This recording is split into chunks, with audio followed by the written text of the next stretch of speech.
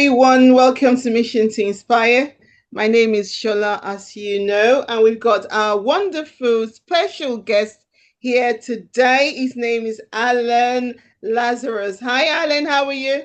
What's happening? You and I have had some technical difficulties on the back end, but we said right before this when we were getting to know each other, if you want everything to go perfectly, you're in some serious trouble because nothing ever goes perfectly. I consider it an honor to be here. Thank you for having me, and I will add whatever value that I can. Thank you so much for joining us today. So, Alan is a business coach, and I'm going to leave it at that. I'll leave it to Alan to introduce himself to us, however you want us to know you. Okay, so I have 27 minutes on the clock, so I have to try to condense 35 years into a very short amount of time, which is a huge challenge for me because I'm super long-winded. So I often joke, I say I'm hoping to hit puberty at 36. So I'm Hmm. 35 years old and I look 15, which is very useful in business coaching, by the way. Looking young helps so much. Right. No, but uh my story, I'll be brief about it, but Mm. and I didn't understand this at the time. I want that to be very clear because I've kind of rewatched the movie of my own life and understood it more. It's like when you watch a movie as a kid and then you watch it again as an adult and now you get it. And so I get it more than I used to. And so I'll be very brief, even though it's very challenging to do that. So when I was 2 years old, Mhm. my father passed away in a car accident when he was 28 years old. Right. My Okay. real last name is actually McCorkle. And Okay. so my stepfather's last name was Lazarus. And so I had a stepfather from age 3 to 14. Right. And after 14, my stepfather left, Mhm. took his entire extended family with him. When we were sort of the Lazaruses, we weren't really associating much with the McCorkles anymore. And then at that same time, my mom actually got in a fight with her sister and my aunt Sandy, and she kind of ostracized us from that side of the family. So I didn't understand this at the time, but 14 was the hardest year of my life. And at that same year, my sister actually moved out with her older boyfriend. So Right. I kind of lost three families by the time I'm 14. Mm-hmm. The McCorkles, my birth father's side, took us back with open arms, and that was all. I've seen them a lot since. But I fast forward, fast forward, fast forward. So my stepdad did well. He worked for a company called Agfa that did hospital computers, and he did very well. And it Right. was kind of late 90s .com bubble type of time. So it was, ski trips and boats and snowmobiles and motorcycles, all that stuff. And then when he left, he took 90% of the income with him. So I was uh, kind of broke high school slash college student. And Right. so I bootstrapped through high school. I got straight A's. Mm-hmm. I got something called the President's Award, which is given to people who get straight A's. I got as much scholarships and financial aid as I could. Right. And then I went to a school that was 50,000 a year, Worcester Polytechnic Institute. It's kind of like a mini MIT in Massachusetts. Really, really famous technical college Mm-hmm. for engineering. And I got my computer engineering degree. Again, this is the short version. And then I got my master's in business, and then I was off to the races. And I worked for a bunch of tech companies. I worked for iRobot, Sensata Technologies, uh, Texas Instruments, which actually was Sensata Technologies, Oz Development, uh, company called Lens Americas. I did some job hopping. Eventually landed at a company called Cognex. So now at this time I'm in my early 20s. I paid off $84,000 worth of debt in a single year, college debt. Wow. I bought right, wild. So I bought that was my goal. I want to get out of debt. And to me, when my stepdad left, we didn't have as much money. And I figured if I got wealthy, that would solve my problems. Right. I know a lot of people do that. And then you realize that it solves some problems, but not all of them. Oh. So 85 grand worth of debt in a single year. I bought a car, 2004 Volkswagen Passat for $5,000 in cash. I invested all my money. So I invested $150,000 in a Vanguard account with stocks and tech companies. And the company I was at, Cognex, was publicly traded. So I bought some of that. Yeah. And I was an inside sales engineer at Cognex. And then I got promoted to outside sales. We sold industrial automation equipment all across the world. And so for me, I managed Western New England, Yeah. and essentially it was machine vision. So imagine a camera with water bottles going down a line, and it's quality assurance type of stuff. So, anyways, I'm a 1% earner at this point, globally, not in the US. The US, I think it's 450 a year. And globally at the time, it was 1% earner. And I'm in my early 20s and I don't have any kids. I don't have a mortgage. My rent is $500. I live with my girlfriend at the time on a lake and it's really cheap rent. And I bought a $5,000 car. So I don't have any expenses because I was so used to living so modestly. And Mm, then all of a sudden I have this really high income and I just invested it all. So, but mm, that's when I got in my car accident. So I'm 26 years old. I'm up in New Hampshire with my little cousin. We're not partying or drinking or anything like that. We're playing Call of Duty, a video game, and we're going to TGI Fridays. And I'm mm, supposed to yield and I don't. This is back in 2015. There was a really bad winter where the snowbanks were covering the yield signs. mhm. I was supposed to yield and I didn't. I ended up on the wrong side of the road. And I looked up and I saw the brightest lights I'd ever seen, what I thought was a Mack truck. Yeah. Now, two things saved my life. Number one, the Volkswagen Passat. I used to call this car the tank. It was a German engineered steel trap of a car. And thank you, Volkswagen, because you definitely saved my life. Thank you, thank you, thank you. Number two, it wasn't a Mack truck. It was a lift kitted pickup truck. There's a lot of those up in New Hampshire. Mm-hmm. And so now here's the thing. Physically, we're okay. My cousin hurt his knee on the airbag. I hurt my face on the airbag. But physically, we're like pretty good. We're okay. No broken bones, nothing like that. But remember, my dad died in a car accident when he was 28. Mm, I'm 26 at the time, and this is the second chance my dad never got.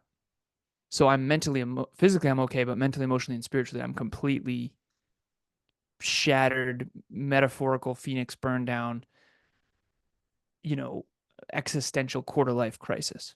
mhm, And so I just questioned everything after that. I questioned who I was. I had regret. Was I fulfilled? What was the point? What was my purpose? Did I make good choices? Am I proud of the man I've become? Would my dad be proud of me? All this stuff just flooded with regret and just wake up call.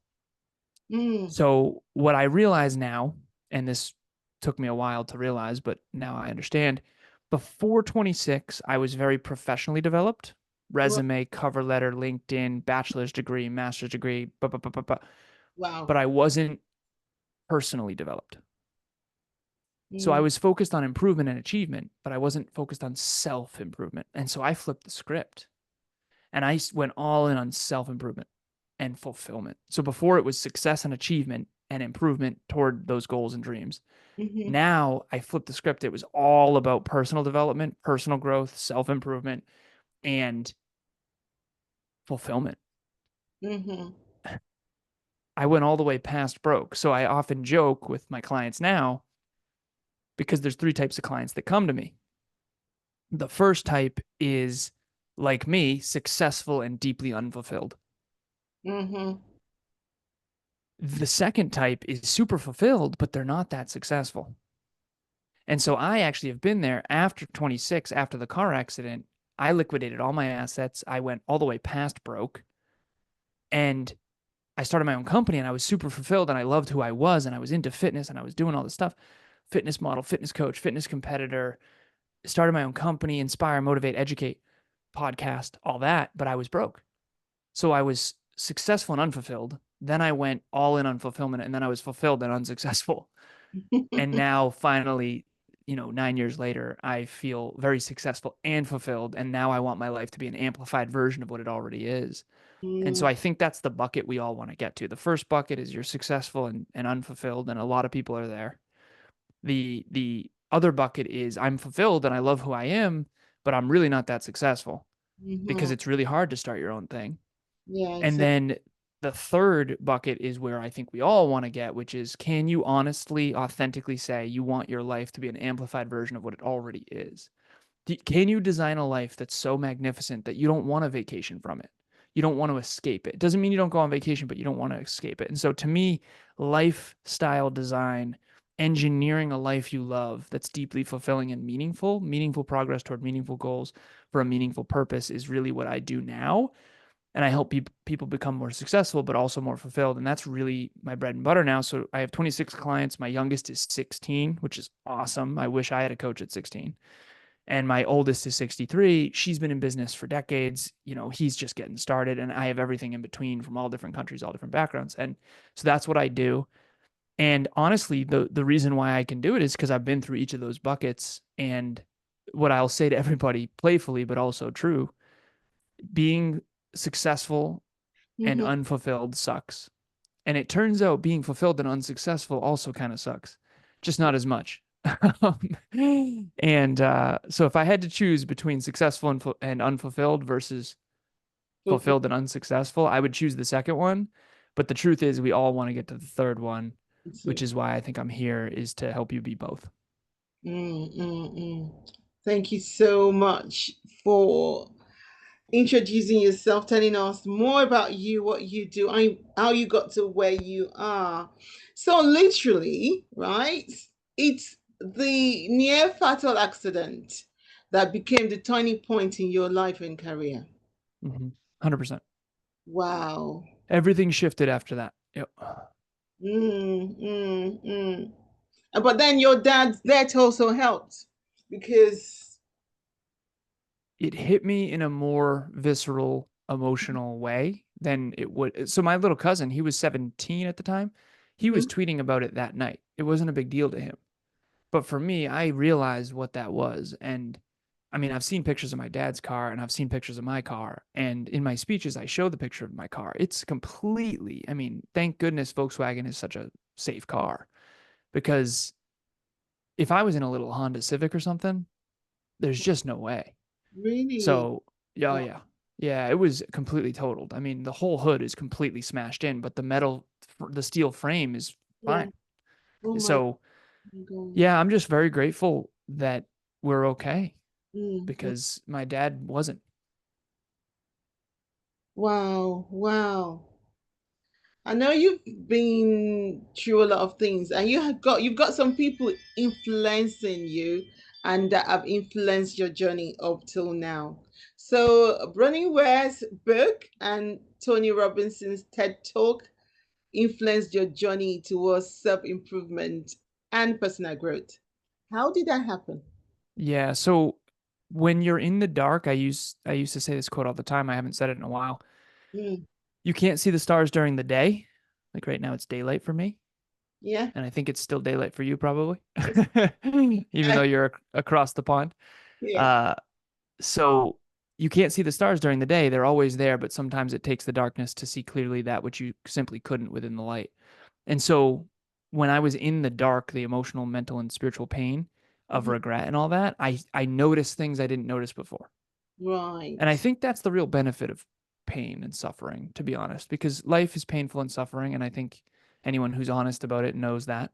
Mm. I think a lot of people think there's sort of two camps of philosophy of life, and I've happened to be born into one of them. But one camp philosophy of life is supposed to be great, and every time it's not, something's wrong with me or wrong with the world. And I think that that's just the less accurate one.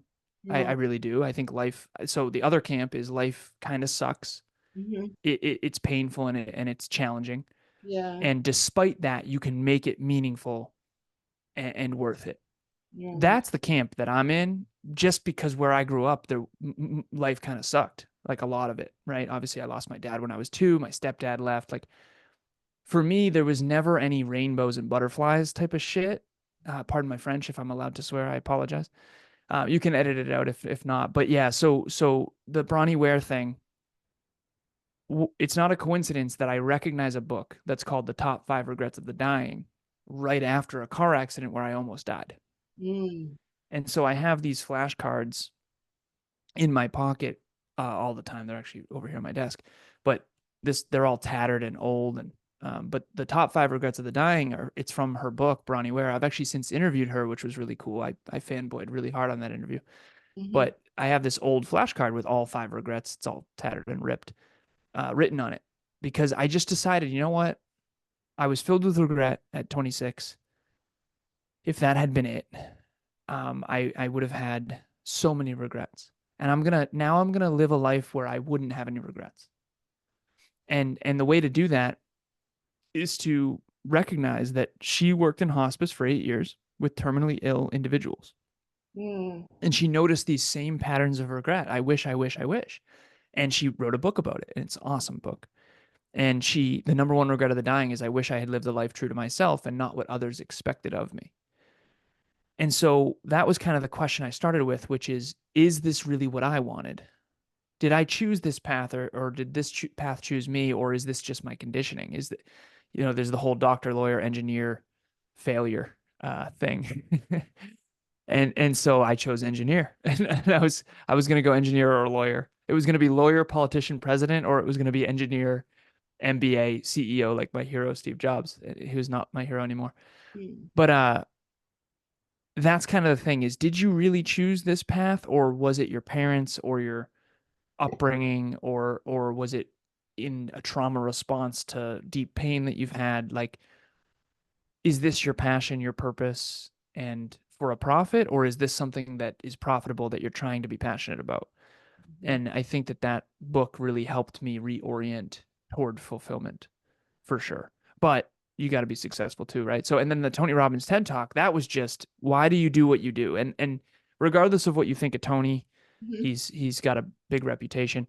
Yes, yes. That TED Talk is world class. I mean, it's just so good. And why we do what we do is the name of the TED Talk.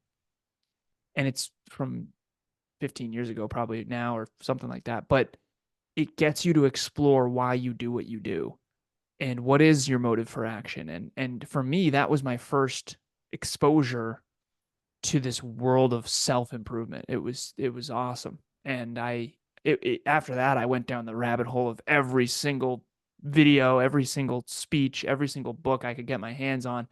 And you realize over time that a lot of it's garbage. But in the beginning, that was the exposure I needed You did. to Yeah. to change my life.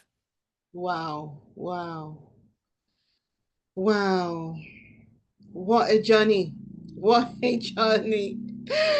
But all good, you're here. Now, when I was reading your bio, there's something that I mean, and I need to know what it means, and I'm sure the audience would like to know as well. So, what do you mean by a heart-driven but no BS approach? What does that actually mean? Heart driven means you're doing it for. So I'm an intense guy. I always have been. Mm-hmm. I'm a computer engineer. So I don't think in emotions as much as other people. I think there's four modalities of thinking. Okay. There's mathematics and numbers Mm-hmm. and rationality and logic. Right. That's mine, and I think that's the rarest personally, but I would. Right.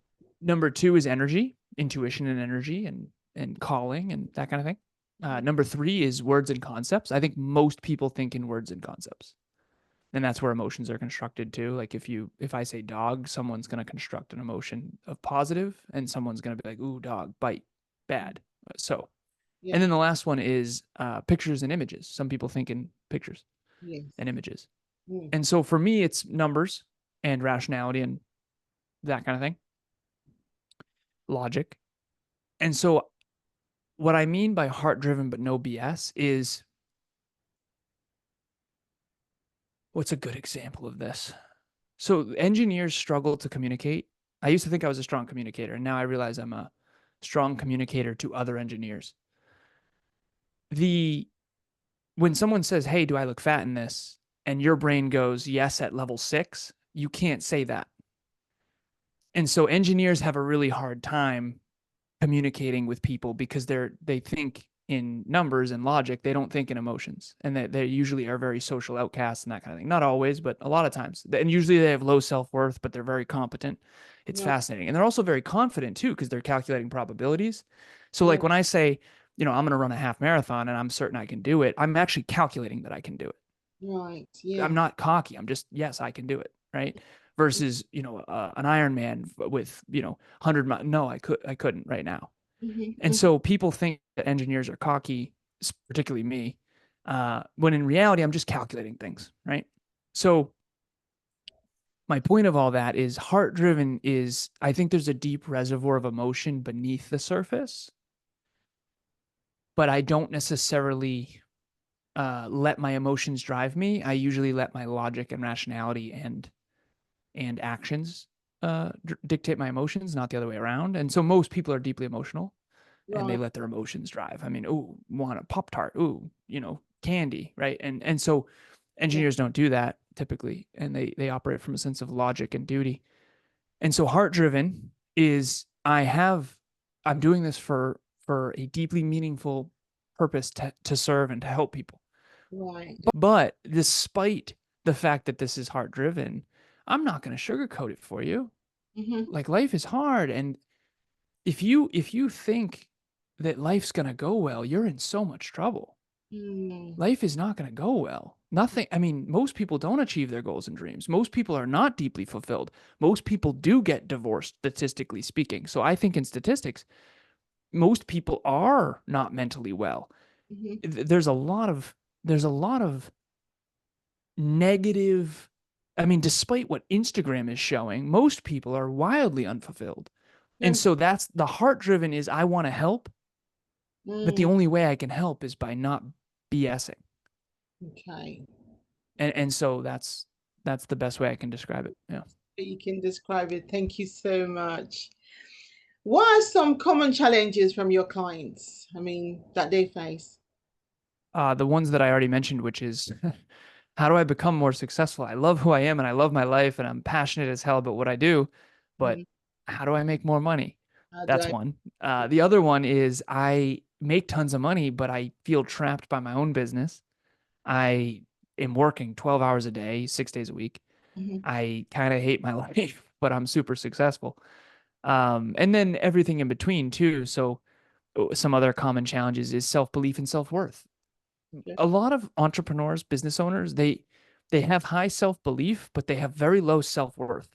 Mm. Mm. Or the opposite. Inflated fake ego self-worth status, drive a really nice car even though you're broke. Mhm. And they have low self-belief. Happiness, And self-worth. so what I think is the ideal human condition is high self-belief and high self-worth. The high self-belief, low self-worth people, that was me. They're super competent and competence courage, and they're very capable, and they have self-belief, and they can achieve external goals very easily, but they struggle socially. They don't fit in, they don't feel likable, they don't feel relatable, they struggle to communicate with other people. They feel picked on, or people are cruel to them for no reason, because if you have high self-belief, you're in the lower percentage of the population. Most people don't believe in themselves despite them faking it. So if you've ever met someone who acts like level 10 confident, but yet they have no goals, you ever meet someone like that? Of course. Yeah, that's just all ego. It's not real. And so they're compensating with this facade, and those people pick on people who have high self-belief and who are very competent and accomplished. So think of someone who's such a wonderful, accomplished human being, but they get picked on. Though Yes. that person has high self-belief and high self-efficacy, but very low self-worth. And so self-belief is I can build the castle. Self-worth is I deserve to live here and I'm going to honor and protect the castle and I'm going to set boundaries and I'm not going to let people come in and spill beer on the carpets. And Mm. so you need both. A really good analogy that I like to use, because not only do I adore the books and the movies, but most people have seen them, is when Harry Potter broke the Elder Wand at the end of the last movie slash book, Mhm. that's when he became worthy. Before that, he was high self belief, low self worth, lost his parents, was fighting against Voldemort, had to fight the battles within himself. It wasn't until he broke the Elder Wand and said, I am enough as I am, that he actually became a guide instead of just a hero. And Yeah. so that's why movies inspire us, because we find these victims who fight against villains and become the hero of their own story and eventually become the guide, usually from another guide. So Albus Dumbledore was obviously his guide, right? So and Harry couldn't have become his own guide until after Dumbledore sort of passed away. And so we all are on that same journey toward becoming our own hero and our own guide. And eventually you get to a place where not only are you successful, but you're also worthy of that success because you've earned it. But I think some people try to skip the hard part, which is like, oh, I'm worthy by default. Those are what we call the spoiled brats of the world. Right. Wow. Thank you so much. We are coming to an end of today's interview. Thank you so much for joining us. Before we go, is there any word of inspiration or advice that you'd like to share with people out there? Everything's a choice. Hmm. What you say, think, do, feel, and believe is a choice. Right. You don't have control over the global economy. You don't have control over where you were born. You don't have control over who your parents were. You don't have control over certain things. Mm-hmm. But you can control what you say, think, do, feel, and believe. And those are choices. And after my car accident, I started making those choices very consciously. And Right. I also started choosing you can't choose what happens to you. I had a lot of bad things happen to me, but I Mm. could choose the way I respond to it. And Right. so, yeah, I would say everything's a choice. And the higher you aim and the harder you work and the more virtue you develop, the more choices you'll have. And I think ultimately that's what we all want, which is autonomy over our own life. And Exactly. underneath that is fulfillment. You'll be more fulfilled. And when you're more fulfilled, the world gets better because fulfilled people don't want to hurt people. No, they don't want to hurt people. That's Mhm. very true. Thank you so much for joining us today.